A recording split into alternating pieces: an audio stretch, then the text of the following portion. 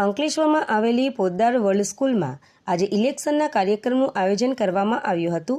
શાળામાં અભ્યાસ કરતા ધોરણ 4 થી 12ના વિદ્યાર્થીઓ જાણી શકે કે ઇલેક્શન શું છે અને વોટિંગ કેવી રીતે કરવું જોઈએ તે પ્રક્રિયાને સમજાવવા માટે વિદ્યાર્થીઓને જેવી રીતે સરકારી ઇલેક્શન થાય છે, આપણે જેવી રીતે એક ઉમેદવારની ચૂંટણી કરીએ છીએ તેવી જ રીતે આ ચૂંટણીનું આયોજન પણ કરવામાં આવ્યું હતું। ઉમેદવાર તરીકે ઊભેલા વિવિધ પોઝિશનના વિદ્યાર્થીઓ ત્યાં ઊભા રહ્યા હતા।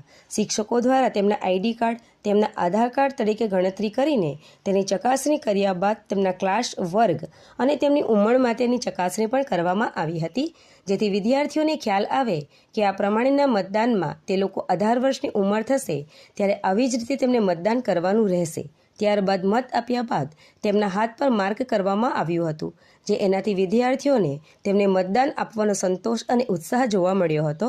આવી રીતે ઉદારભૂત સ્કૂલ વિદ્યાર્થીઓને હંમેશા આજની જીવનશૈલી સાથે જોડીને રાખવા માટેના પ્રયાસ કરે છે। શાળાના આચાર્ય ગંગાધર, શિક્ષકો અને વિદ્યાર્થીઓએ આ મતદાન પ્રક્રિયામાં ખૂબ જ ઉત્સાહપૂર્વક ભાગ લીધો હતો। આ રીતે શાળા દ્વારા મતદાન અને વિદ્યાર્થી સિલેક્શનનું પણ આયોજન કરવામાં આવ્યું હતું।